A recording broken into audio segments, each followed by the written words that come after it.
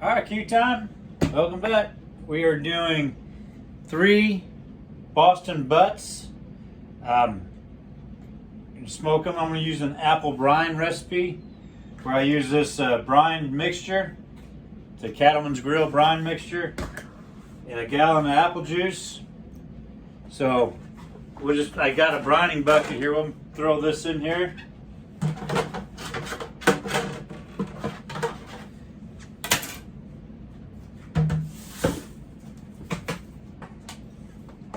A good seasoning in there.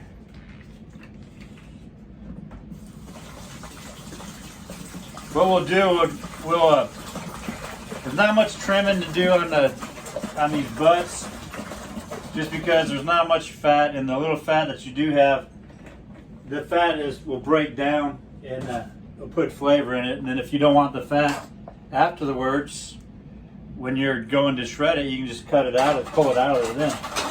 I'm going to whisk up this solution, get all the salt and everything dissolved. This mixture's just dissolving up in here. I'm just going to come to these. Here's a fat cap. I'm just going to put hashes in it. That way when I go to rub it in the morning, this gives something for my dry rub to hold on to. Help season it up in here. Most of this fat cap will shred right up for us. So I got 1 store-bought and 2 from a pig that we had slaughtered ourselves. I guess you can see a little bit of a difference. I'll zoom in here.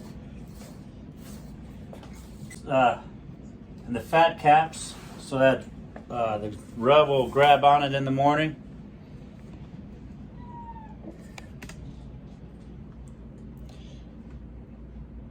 I don't know if you can tell the difference between the store-bought and from the farm. What if they taste different?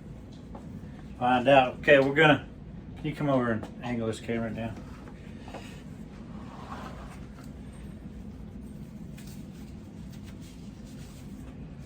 I'm going to put these in the bucket. Hopefully I can get them side by side.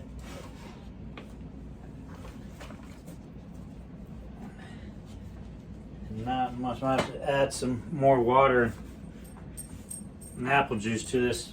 Then we'll lock this cap down in it,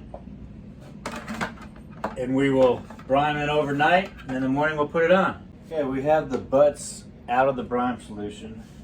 Now we're gonna go ahead and put some rub on them. We're gonna use this. Our butts are smoking honey chipotle. Championship barbecue seasoning. We'll see.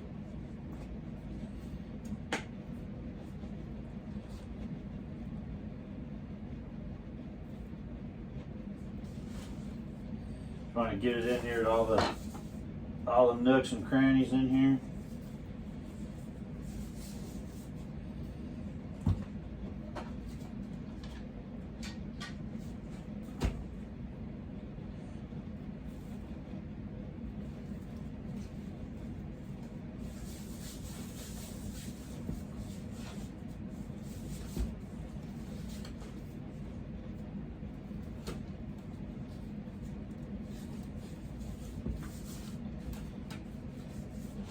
We have the smoker heating up right now. So once we get done, we'll just go out there and put them on there. I want to show you this one with the fat cap in it, where I put those grooves in there. This one has more of a fat cap, the regular butcher one. So you can work that fat into those grooves, work the rub into the grooves, because it'll help hold in that flavor.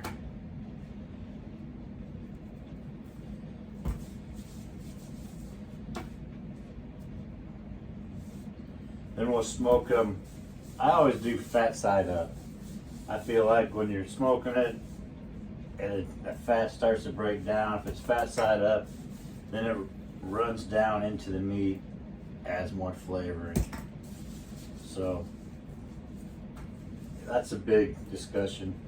When people smoke, they're like, well, what do you do, fat side up, fat side down? What do you prefer? I don't think it makes that much of a difference. What do you prefer? A lot of smoking techniques, a lot of things you do. They're not tricks of the trade, they're preferences. What do you want to do? So trial and error. Do what you want to do. You're not going to mess it up. You're just going to either add flavor or you're not. So play with it. See what you want to do. All right, good morning, Q time. We got our pork butts in our brine solution inside the bucket with ice. So I didn't say that last night, but you always want to keep it chilled. So I want to go ahead and get these out of here, and we'll start. Got the butts out here. Smoker's roaring up. I forgot to say, but I always put a little tray of apple juice inside the smoker. So as it heats up, it just puts extra moisture out into the pit. That just helps put flavoring in. Again, preference, that's what I like to do.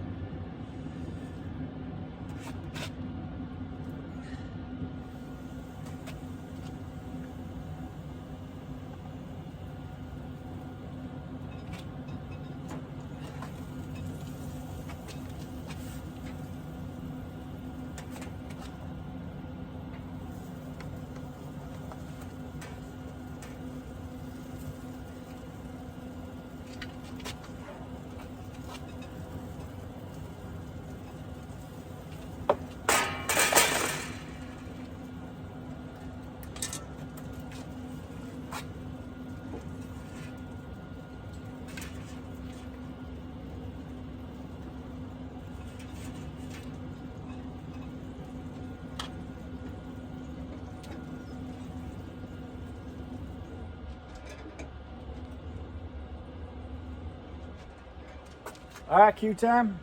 Smoking lamp is lit. We're smoking.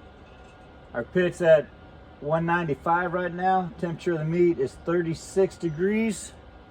We're gonna get it up to 160, approximately 5 to 6 hours. You're gonna see a debut of my son. He's gonna come out and wrap these while I'm at work. Have a good day. Hello, Q time.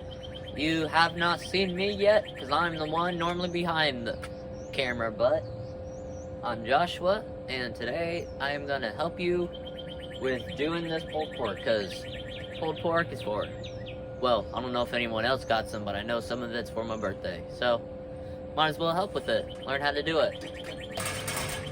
So now we're in the process that it seems we're doing it away so you don't have to spray some apple juice on it every 30 minutes, every hour. We're doing a way where you don't have to, but right now, just looking at it, it's looking a bit dry on the outside, so you're gonna wanna spray some nice tasting apple juice. And it seems like one of our dogs came running when they heard how great it is. Oh, now they're leaving. So we're gonna spray some on it.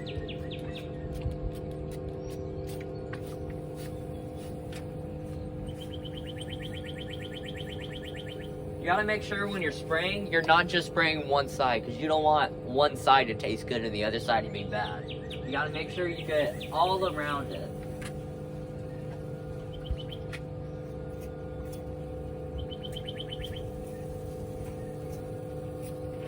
Because, I don't know about you, but I like a full, good tasting pulled pork, not half. Not half.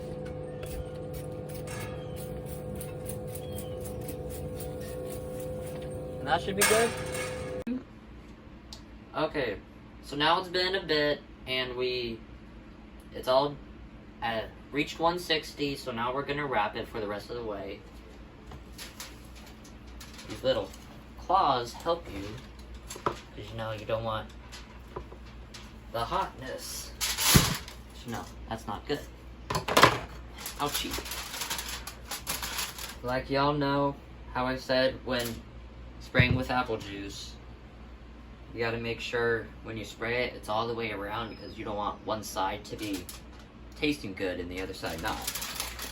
So, just gonna wrap it, and when you take the probe's out, it's good to put it back all the way there. Some of y'all are wondering, so how are you controlling the temp? Well, because on the grill, the smoker, it's connected to an app and my dad is controlling it from work. So I tell him how it is, he starts it. So I'm just doing what he would be doing even though he's controlling everything else. So then we're gonna wrap them all like this. We have 3. This is one of them. And it's turning out pretty good.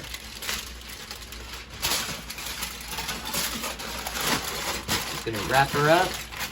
Once you got her wrapped up tight, and you're gonna put the probe back in, set her until she's done. Okay, so one of them is done. Right there, the whole heat of the smoker is 211. One of them's up to the 10, so we're gonna take them out. Because we have 3 and we don't have 3 probes, we're just gonna take this out of this one and we're just gonna shove it right in the middle, away from the bone, because it's gonna be hotter by the bone. See, like right there, I just hit the bone. So I'm trying to move it a different way. And right there. Now we're gonna take it out.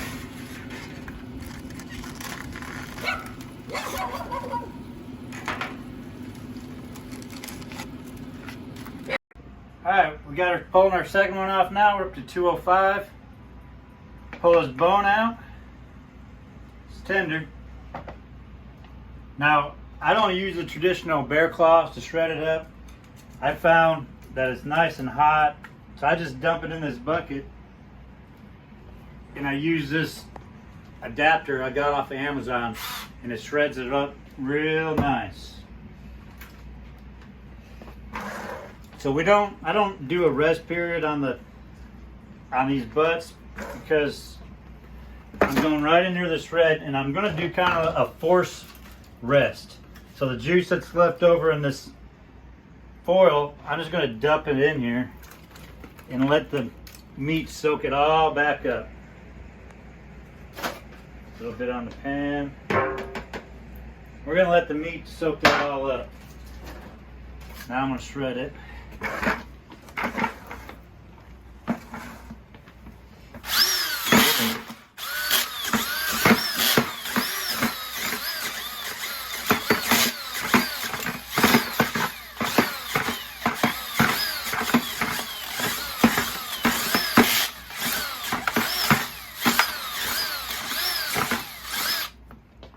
We're getting there. It's real hot. Try to do it in little bits so it doesn't tear up the side of my bucket or anything.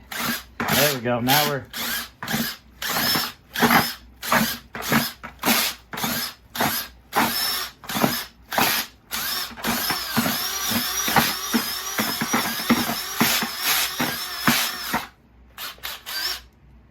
okay. We're all shredded up. Now I'll dump it in this pan and let you see what it looks like.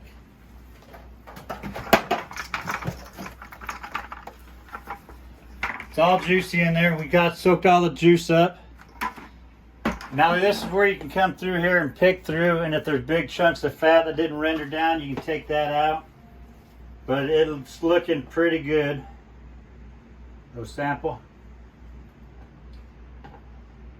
That's good. It's ready to go, ready to eat. You can put it, serve it on buns, barbecue sauce, whatever. But that's it for the pulled pork. Smoking Lamp is out.